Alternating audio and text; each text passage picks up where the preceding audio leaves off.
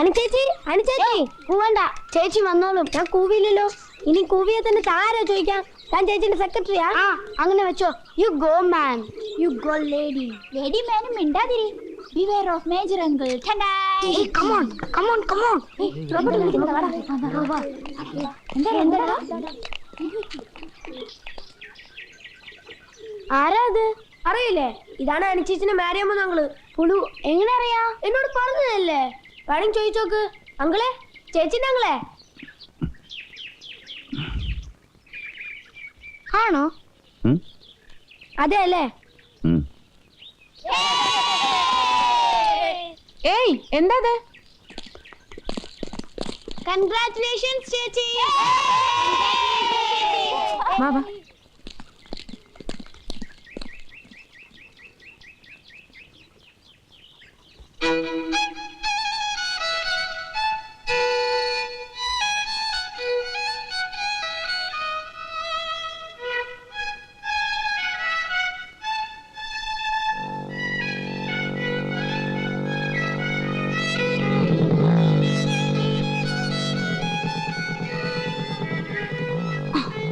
മുത്തു, നീ ചെന്ന് കോഴി എടുക്കുമ്പോഴേക്കും ഞാൻ കൊച്ചമ്മയെ കണ്ടിട്ട് വരാം.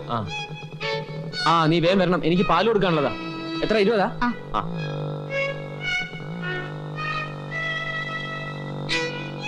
കൊച്ചമ്മേ,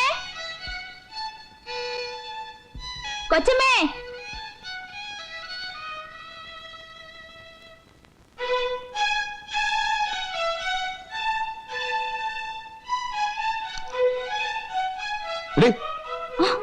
കാട്ടു തന്നെ കള്ളി.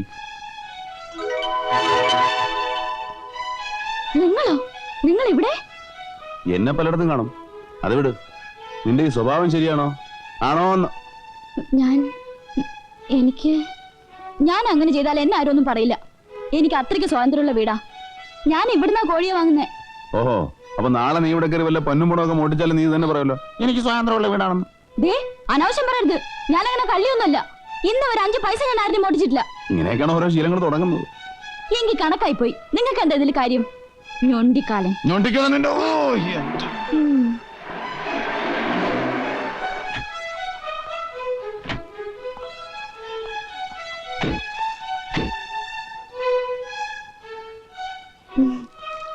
എന്താ ചേട്ടമ്പി, ഇന്ന് കച്ചവടമില്ലേ? ഉണ്ട്, കോഴി എടുക്കാൻ വന്നതാ. നീ ആ കാറിനകത്ത് പച്ചക്കറി ഇരിപ്പുണ്ട്, അതിങ്ങെടുത്തേ. ഗുഡ്. അങ്ങനെ നടന്നു നോക്ക്, ഇല്ലെങ്കിൽ സ്വെല്ലിങ് പോവില്ല. കൊടുക്ക്. സ്വെറ്റേഴ്സാ, ഇവള് തന്നെ ഓർമ്മിച്ചിട്ട് വാങ്ങിയതാ. അതേ കേറ്.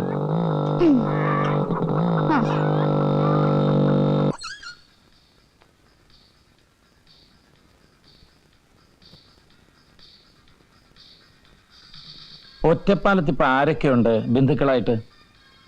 അങ്ങനെ ആരും എവിടെയില്ല. ഒരു എലിമെന്ററി സ്കൂളിൽ മാഷായിരുന്നു അച്ഛൻ. പാടവും കൃഷിയൊക്കെ ആയി അങ്ങനെ ഭേദപ്പെട്ട രീതിയിൽ ജീവിച്ചു വരുമ്പോഴാ ഉള്ളിലെ റൊമാൻറ്റിക് ഒരു പുതിയ ബന്ധത്തിൽ ചെന്ന് ചാടുന്നത്. ഇത്തിരി സംഗീത കമ്പുണ്ടായിരുന്നു, അതാ കുഴപ്പിച്ചത്. എതിർകക്ഷി പാട്ട് ടീച്ചറായിരുന്നു. അങ്ങനെ എനിക്ക് 5 വയസ്സുള്ളപ്പോൾ ഞാൻ അച്ഛൻ്റെ 2ാം വിവാഹത്തിന്റെ സദ്യ ഉണ്ടു. അപ്പോ ശിവന്റെ അമ്മ? ദോഷം പറയരുതല്ലോ. വിവാഹത്തിന്റെ ആദ്യ അവസാനം ദേഹണ്ണപ്പുരയുടെ ഭാഗത്ത് കഠിനാധ്വാനം ചെയ്ത് അവരുടെ പ്രസൻസ് തെളിയിച്ചു. അവർക്ക് ഇൻഫീരിയോറിറ്റി കോംപ്ലക്സ് ആയിരുന്നു. സൗന്ദര്യമില്ല, പഠിപ്പില്ല, സംഗീതവും ശാസ്ത്രവും അറിയില്ല. പാവം. അടുക്കള ചൂരി പറ്റിച്ചേർന്ന് തേങ്ങി തീർത്തു എല്ലാം. പുതിയ ബന്ധത്തില് കുട്ടികളുണ്ടായോ അച്ഛന്? 3 പേര്. അമ്മ ഒരു പെൺകുഞ്ഞിനെ കൂടെ പ്രസവിച്ചു. 7ാം വയസ്സിൽ മരിക്കും വരെ അവൾ എനിക്ക് കൂട്ടായിരുന്നു. അന്നൊരുപാട് കരഞ്ഞെങ്കിലും ഇപ്പൊ നന്നായി എന്നാ തോന്നുന്നേ. എന്താകുമായിരുന്നു അവളുടെ ജീവിതം? പതുക്കെ പഴങ്കഥകളിലെ പോലെ 2ാനമ്മ ഭരണം ടേക്ക് ഓവർ ചെയ്യുന്നു. അച്ഛൻ അമ്മയെ മറന്നു കഴിഞ്ഞതുപോലെ എന്നെയും. പലഹാരം പങ്കുവെക്കുമ്പോഴും ഉടുപ്പൻ ചായപ്പൻസിലും സമ്മാനിക്കുമ്പോഴും ആ കുട്ടികൾക്ക് അച്ഛൻ മുൻഗണന കൊടുത്തു. ഒടുവിൽ സ്വത്ത് ഭാഗം വയ്ക്കുമ്പോഴും. അമ്മയുടെ ഷെയറിൽ കിട്ടിയൊരു കൊച്ചു വീടുണ്ടായിരുന്നു. ഞാൻ അമ്മയും കൊണ്ട് അങ്ങോട്ട് മാറി. പുറത്ത് കാണിച്ചില്ലെങ്കിലും അമ്മയ്ക്ക് അതൊരു വലിയ ആശ്വാസമായിരുന്നു എന്ന് എനിക്ക് തോന്നി. ഒരു മഞ്ഞത്തുള്ളിയിൽ മഴവിൽ പൂവിടും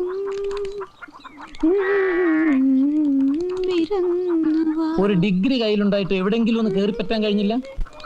രണ്ടിലൊന്നും അറിയാലോ എന്ന് കരുതി ബോംബെക്ക് വണ്ടി കയറി. അരപ്പട്ടണിയും മലേറിയയും സായുധ വിപ്ലവ ചിന്തകളുമായിട്ട് അവിടെ നിരങ്ങുമ്പോഴാണ് അമ്മയുടെ കത്ത് വരുന്നത്. അച്ഛൻ തിരിച്ചെത്തിയിരിക്കുന്നു. രോഗിയായി, ത്രോട്ട് ക്യാൻസർ. രണ്ടാനമ്മ ഇറക്കി വിട്ടെന്നോ മൂപ്പൻ ഇറങ്ങി പോന്നെന്നോ രണ്ടും പറയാം. താമസിക്കുന്ന വീടിന്റെ ആധാരം കൈ തന്നിട്ട് അമ്മ പറഞ്ഞു വീട്ടിൽ ചികിത്സിക്കാൻ. സത്യത്തിൽ അമ്മയുടെ നിർബന്ധം കൊണ്ടാ, ഇല്ലെങ്കിൽ ഞാനതിന് മുതിരില്ലായിരുന്നു. മരണക്കിടക്കിൽ കിടന്ന് എന്നോട് എന്തെല്ലാമോ പറയാൻ അച്ഛൻ ബുദ്ധിമുട്ടുന്നുണ്ടായിരുന്നു. ഞാൻ ബോധപൂർവ്വം ഒഴിഞ്ഞു നിന്നു. എനിക്കറിയാം, റിപ്പൻഡൻസ്. മരിച്ചു ഇല്ലേ? അമ്മ അകന്ന ഒരു ബന്ധു വീട്ടിലെ ചായപ്പ് കിടന്ന് അമ്മയും കണ്ണടച്ചു. ജീവിതം നല്ലതൊന്നും കൊടുത്തിട്ടില്ലാത്ത അവർക്ക് ഞാനൊരു യോഗ്യനാണെന്നുണ്ടായിരുന്നു. നടന്നില്ല. എനിക്കും എൻ്റെ ഫ്രീഡമായി, അനാഥത്വത്തിന്റെ സ്വാതന്ത്ര്യം. വളരെ വൈകിയാണെങ്കിലും രണ്ടിലൊന്നും അറിയാലോ എന്ന് കരുതി അഭ്യുദയകാംക്ഷികളുടെ നിർബന്ധം സഹിക്ക് വയ്യാതെ ഗൾഫിലേക്ക് പറഞ്ഞു. ജാതക ഗുണം, ഞാൻ കുവൈറ്റിൽ കാലുകുത്തിയതും സദ്ദാമിന്റെ ആദ്യത്തെ മിസൈല് വീണതും ഒരുമിച്ച്. ഭാഗ്യത്തിന് എയർപോർട്ടിന് വെളിയിൽ പോകേണ്ടി വന്നില്ല. പോയ ഫ്ലൈറ്റിൽ തന്നെ തിരിച്ചു വന്നു. അപ്പോ ഈ ടൂറിസ്റ്റ് ടാക്സി അതെങ്ങനെ വന്നു? ഒരു തൊഴിലെന്ന് പറയാൻ അതാ ഉണ്ടായിരുന്നത്, ഡ്രൈവിംഗ്. കയ്യിലുണ്ടായിരുന്നതും പിന്നെ ചാക്കോച്ചന്റെ ലോൺ ചേർത്ത് കാർ വാങ്ങുന്നു. ചാക്കോച്ചൻ ഭീകരനാ. അറുത്ത കൈക്ക് ഉപ്പ് തേക്കാത്തവനെന്ന് പറഞ്ഞാൽ പഴയ പ്രയോഗമായി പോവും. പിന്നെ എന്റെ നാക്കിന്റെ ഫ്ലെക്സിബിലിറ്റിയിൽ വീണെന്നേ ഉള്ളൂ. ഇനി മേജർ സാറ് പറ, ഈ വണ്ടി കൂടെ നഷ്ടപ്പെട്ടിട്ട് പിന്നെ ഞാൻ എങ്ങോട്ടാ പോവുക? എന്താ ചെയ്യുക? നമുക്ക് രാവിലെ സ്റ്റേഷനിൽ ചെന്ന് കംപ്ലൈന്റ് കൊടുക്കാം. CI വർമ്മ എന്റെ നാട്ടുകാരനാ, അടുത്ത ഫ്രണ്ടും. നമുക്ക് രണ്ടിലൊന്നും അറിയാലോ.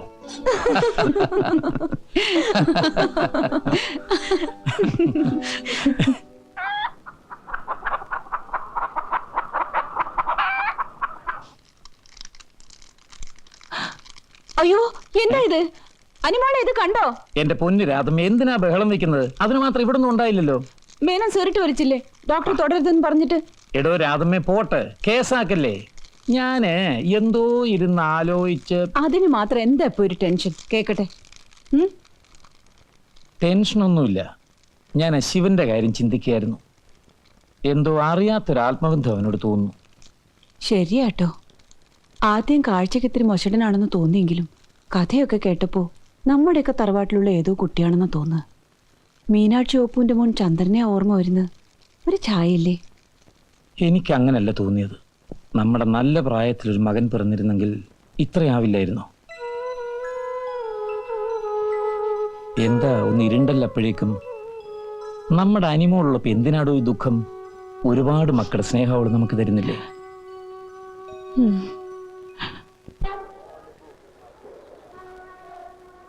കേട്ടിടത്തോളം ആ കഞ്ചാവ് റാക്കറ്റാണ് ഇതിന് പിന്നിലും തോന്നുന്നു. ദൊഡ്ഡപ്പെട്ടയുടെ ടോപ്പിലെവിടെയോ അവർക്കൊരു ഡെന്നുണ്ട്. 1-2 വട്ടം സെർച്ച് ചെയ്തിട്ടും യാതൊരു തുമ്പും കിട്ടിയിട്ടില്ല. അന്ന് രാത്രി ശിവന്റെ കാറ് പിന്തുടർന്നത് ഇവിടുത്തെ പോലീസല്ലേ? അല്ല, അത് സെൻട്രൽ എക്സൈസിന്റെ സ്പെഷ്യൽ സ്ക്വാഡ് ഞങ്ങളുടെ വെഹിക്കിൾ ഉപയോഗിച്ച് ഒരു അറ്റംപ്റ്റ് നടത്തിയതായിരുന്നു. എന്താ നിങ്ങളുടെ പരിപാടി? ഇവിടെ തന്നെ കാണുമോ അതോ തിരിച്ചു പോകുന്നോ? വണ്ടിയില്ലാതെ അങ്ങോട്ട് ചെന്നാ ഒക്കൂല സാർ. എന്റെ കാറിന്റെ കാര്യം നമുക്ക് അന്വേഷിക്കാം. അതും കൊണ്ട് അവരധിക ദൂരമൊന്നും യാത്ര ചെയ്യാൻ ചാൻസ് ഇല്ല. മിക്കവാറും വഴിയിൽ ഉപേക്ഷിച്ച് പോകാനാണ് സാധ്യത. ഇത്രയും ദിവസമായിട്ട് ഒരു ഇൻഫർമേഷനും കിട്ടിയില്ലല്ലോ സാർ. ഇപ്പോഴല്ലേ കംപ്ലൈന്റ് കിട്ടിയത്. ഇനി ഞങ്ങൾ അന്വേഷിക്കാം. വർമ്മ ഒരു കാര്യം ചെയ്യ്, എന്തെങ്കിലും ആവശ്യമുണ്ട് എന്നെ അറിയിച്ചാൽ മതി. അങ്ങനെ ചെയ്യാം. അപ്പോ ഞങ്ങൾ ഇറങ്ങട്ടെ. ആ, തന്നെ വഴിയൊന്നും കാണുന്നില്ല ഈയിടെ. വരാടോ, ഇവിടെ ഓരോ പ്രോബ്ലംസ്. ശരി ശരി.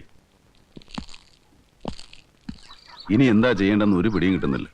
ചാക്കോച്ചനെ വിളിച്ച് പറഞ്ഞിരിക്കുന്നത് പഴനിക്കൊരു ഓട്ടം കിട്ടിയിട്ടുണ്ട്, ഇപ്പൊ അവിടെ നിന്നാ സംസാരിക്കുന്നതെന്നാ. കുറച്ചു ദിവസം കഴിഞ്ഞാൽ വരുമെന്നും കൂടെ കാച്ചിട്ടുണ്ട്. സത്യം അയാളോട് തുറന്നു പറയായിരുന്നില്ലേ? ചേച്ചിക്ക് അറിയാഞ്ഞിട്ടാ. വണ്ടി പോയി നിറഞ്ഞാൽ അടുത്ത സെക്കൻഡിൽ അയാൾ പറന്ന് ഇവിടെ എത്തും. പിന്നെ എല്ലാം നിലത്ത് നിർത്തുകയില്ല. അത് തൽക്കാലം അങ്ങനെ ഇരിക്കട്ടെ. എന്തായാലും കാറിന്റെ ഒരു വിവരം കിട്ടിയിട്ട് ഇവിടുന്ന് പോയാൽ മതി. ഞങ്ങൾക്കതൊരു ബുദ്ധിമുട്ടേ അല്ല. എന്താടോ രാധമേ? പിന്നല്ലാതെ. ഇതെന്താ സാർ ഈ വാൻ ഇങ്ങനെ ഇട്ടിരിക്കുന്നേ?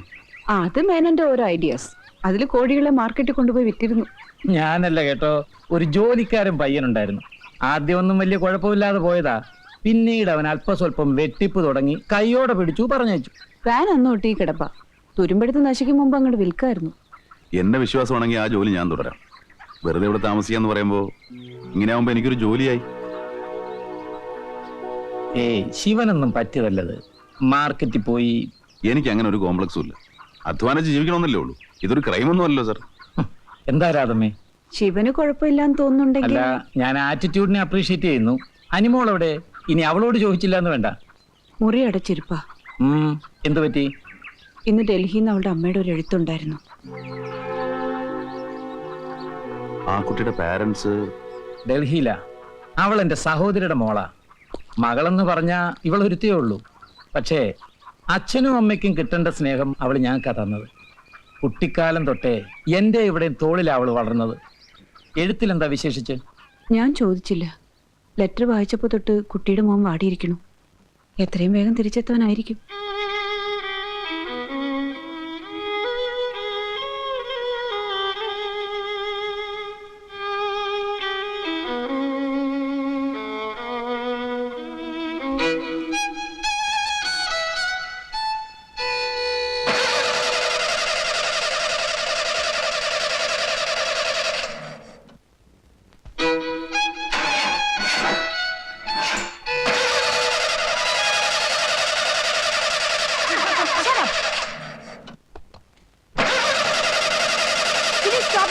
എന്ത് മാഡം?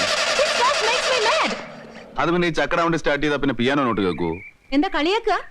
അയ്യോ അല്ല, കാര്യായിട്ടാ. കുന്തം, എനിക്ക് ശരിക്കും ദേഷ്യം വരുന്നുണ്ട് കേട്ടോ. വരട്ടെ, ശരിക്കും വരട്ടെ. എന്നിട്ട് അത് ഏതെങ്കിലും ഒരു പാവത്തിന്റെ പുറത്തോട്ട് ചൊരിയുക. അപ്പൊ കുറച്ച് റിലീഫ് കിട്ടും. അല്ലാതെ ടെൻഷൻ ഉള്ളി ഒതുക്കി വെച്ചാ പാവ ഹൃദയം ബുദ്ധിമുട്ടി പോകും. എന്ത് ടെൻഷനെ കുറിച്ചാണ് നിങ്ങൾ പറയുന്നത്? എന്തോ എഴുത്ത് വന്നെന്നോ പോകാനിട്ടവല്ലെന്നോ എന്നൊക്കെ ഞാനും കേട്ടു. ആയിക്കോട്ടെ, that's none of your business. Yes.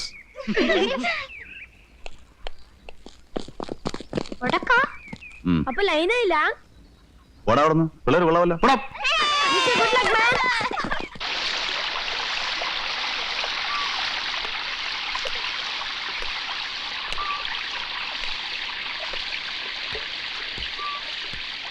കുട്ടികൾ തിരിച്ചുപോയി. ഇന്ന് ക്ലാസ് ഇല്ലേ? ഇല്ല. എന്ത് പറ്റി? നല്ല മൂഡിലല്ലോ. അത് അറിഞ്ഞിട്ട് പിന്നെ എന്തിനാ ചോദിക്കുന്നത്? Leave me alone. ഏയ്, അത് ശരിയല്ലല്ലോ. തനിച്ചാവുമ്പോ നമുക്ക് തോന്നും നമ്മളും നമ്മുടെ പ്രശ്നങ്ങളുമാണ് ഏറ്റവും വലുതെന്ന്. അതിനെ മറികടക്കാൻ പല വഴികളുണ്ട്. അനന്തകോടി നക്ഷത്രങ്ങളുടെയും ഗ്രഹങ്ങളുടെയും ഈ അറിയാ പ്രപഞ്ചത്തിൽ മനുഷ്യനും അവന്റെ നിസ്സാരങ്ങളായ വൈകാരിക പ്രശ്നങ്ങളും. പ്ലീസ്, നിങ്ങൾ നിർത്താമോ? വളരെ ഇൻട്രസ്റ്റിംഗ് ആയിട്ടുള്ള സബ്ജക്റ്റാണ്. ജീവിതത്തിന്റെ നിരർത്ഥകത. എനിക്ക് വയ്യ. എന്തേ? ശരി, അങ്ങോട്ട് കടക്കുന്നില്ല. പറയൂ, എന്താണ് അനിതയുടെ പ്രോബ്ലം? എവിടെയാണ് പിഴച്ചത്? നിങ്ങളോട് പറഞ്ഞിട്ട് എന്താ അതുകൊണ്ട് ഗുണം? പരിഹാരം ഒന്നും നിർദ്ദേശിക്കാൻ ഉണ്ടാവില്ലെങ്കിലും എനിക്കൊരു നല്ല കേൾവിക്കാരനാവാൻ കഴിയും. കാരണം ഒരുപാട് ജീവിതം കണ്ടു പോന്നവനാണ് ഞാൻ. ജീവിതം എന്ന് പറഞ്ഞാൽ വളരെ വളരെ കോംപ്ലിക്കേറ്റഡ് ആയ.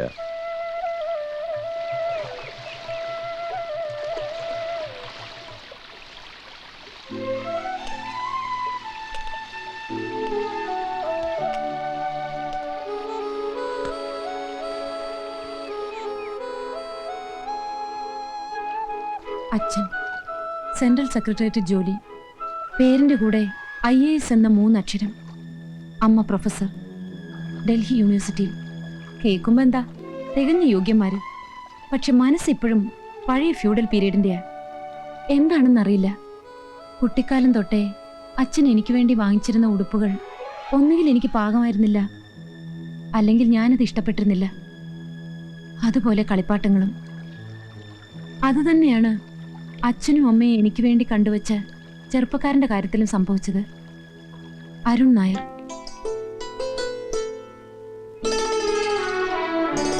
എന്താ അയാൾക്കൊരു കുറവ്? എഡ്യൂക്കേറ്റഡ് അല്ലേ? ഗുഡ് ലുക്കിംഗ് അല്ലേ? എല്ലാറ്റിലും കൂടുതൽ. Do you know what is his monthly income? A boy of his age?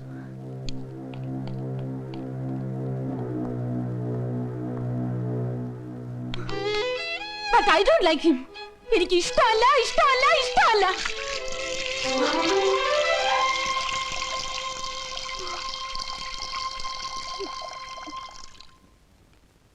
Engagement ring. എന്റെ ഇഷ്ടം നോക്കാതെ തന്നെ ഒരു സ്വർണ്ണമോതിരത്തിന്റെ രൂപത്തിൽ അച്ഛനും അമ്മയും അയാളെ എന്റെ ലൈഫിലേക്ക് കൊണ്ടുവരികയായിരുന്നു. നമുക്ക് ലിവിംഗ് റൂമിലിരിക്കാം. താൻ എന്നെ വല്ലാതെ വിഡ്ഢിയാക്കുന്നുണ്ട്. മാരേജിന് മുമ്പ് ആ എക്സ്റ്റെന്റ് വരെ പോകണ്ടെന്ന് പറഞ്ഞാൽ ഓക്കെ. പക്ഷെ ഒരു ലൈറ്റ് റൊമാൻസിന് പോലും ചാൻസ് ഇല്ല എന്ന് പറഞ്ഞാൽ mister Arun, behave your self. വാശി കയറ്റുക, അരുണിനെ വാശി കയറ്റുക. അനിത,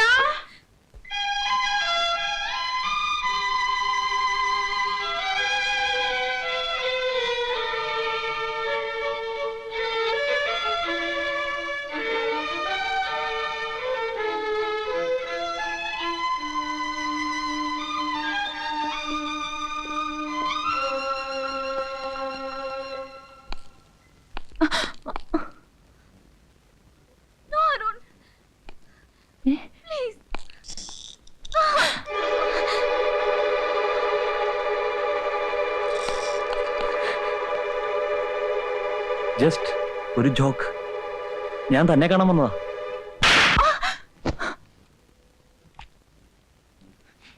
അടിച്ചോ ശാസിച്ചോ അനുസരിപ്പിക്കാൻ ഞാൻ കൊച്ചുകുട്ടിയല്ല. ഇതത്ര നിസ്സാരമായ കാര്യമല്ല. എന്റെ തീരുമാനം ഇത് തന്നെയാണ്. ഒരിക്കലും അയാളെ മാരി ചെയ്യാൻ എനിക്കാവില്ല. ഷട്ടപ്പ്. എന്റെ തീരുമാനം ഈ വിവാഹം നടത്തുമെന്ന് തന്നെയാണ്. നീ പറയും പോലെ അതെന്റെ ഈഗോ ആവാം. ആ ഈഗോ തന്നെയാണ് ഇന്ന് എന്നെ ഈ നിലയിൽ എത്തിച്ചത്. അവനെന്തോ ഒരു കുസൃതി കാണിച്ചെന്ന് കരുതി. കുസൃതി? ആ കുസൃതി നാളെ അയാൾ എന്റെ അമ്മയോട് കാണിക്കില്ല എന്ന് അച്ഛൻ എന്താ ഉറപ്പ്? എടി എടി നിന്റെ നാക്ക് ഞാൻ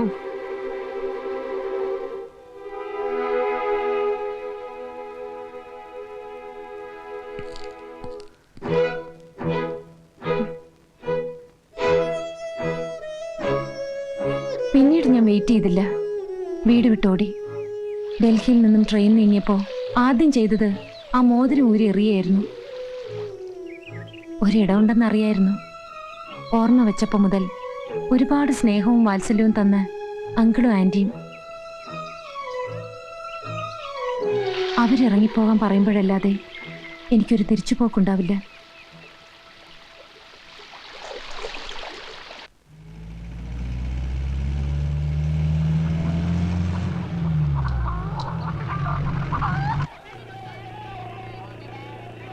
ആ ലക്ഷ്മി, വൈകിട്ട് ഒറ്റയ്ക്ക് മറങ്ങേണ്ടി വരും. ഞാൻ ഉണ്ടാവില്ല. അതെന്താ? എനിക്ക് വഴി തെറ്റൊന്നുമില്ലല്ലോ. കോഴി മുഴുവൻ വിറ്റ് തീരാണെങ്കിൽ നടന്നു പോയാൽ എനിക്കെന്താ പാട്? അപ്പൊ എന്റെ കൂടെ വരാനുള്ള ഇഷ്ടം കൊണ്ടല്ല, ഈ കോഴിക്കോട് ചന്തയിൽ എത്തിക്കാൻ എളുപ്പാ നീ നോക്കുന്നത് അല്ലേ? പിന്നല്ലാതെ. കിന്നാരം പറയാണ്ട് വേമ്പ് പാലം കൊണ്ട് കൊടുക്കാൻ നോക്കാം. എനിക്ക് മടുത്തു ഈ എരുമച്ചാണത്തിനിടയിലെ ജീവിതം. ഞാൻ കോയമ്പത്തൂർക്ക് പോവാ. അവിടെ മാമൻ ജോലി ശരിയാക്കി തരാന്നാ എന്നോട് പറഞ്ഞ്. എടാ ചെറുക്കൻ, നിന്റെ തലയുടെ കല്ലിളകിയിരിക്കാം. ഇപ്പൊ ജോലി ചെയ്ത് അന്തസ്സായി ജീവിക്കുന്നില്ലേ?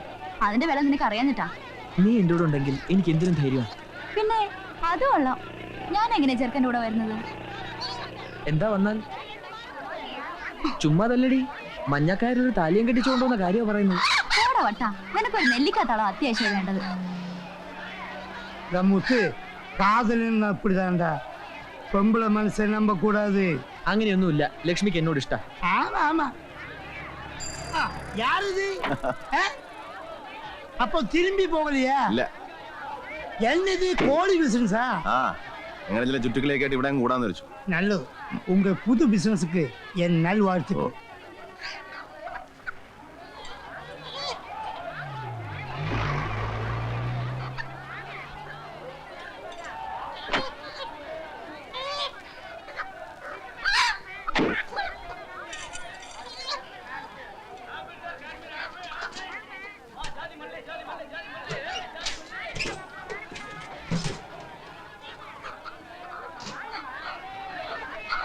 അല്ല, എന്താ ഇത്? ഏത്? ഇവിടെ ഉള്ളതൊന്നും പോരാഞ്ഞിട്ടാ പുതിയൊരു ഇറക്കുമതി? നിങ്ങൾ ആദ്യം കണ്ടപ്പോഴേ എനിക്ക് തോന്നിയതാ ഒരു തൊന്തരൂ പാർട്ടിയാന്ന്. കൊച്ചേ, നീ എന്റെ ഇന്ന് രാവിലെ കേൾക്കും. പിന്നെ ഇതിലൊന്നും ലക്ഷ്മി വരലില്ല. കോഴി വാങ്ങലിയാ? കോഴി ஐயா, அம்மா வாங்க வாங்க. ஐயா வாங்க ஐயா, கோழி கிலோ 35 ரூபாய் தான். வாங்க ஐயா கோழி, வாங்க வாங்க கோழி. ஐயா கோழி வாங்கலையா? சார் கோழி வாங்கலையா? என்ன விலை கிலோ? 35 ரூபாய் தான். 35 ரூபா? 350 ரூபா கொடுக்கலாமே. கொஞ்சம் கிட்ட வரீங்க? கோழி வாங்குறீங்க? ഒരു കോഴി കൊടുമാ.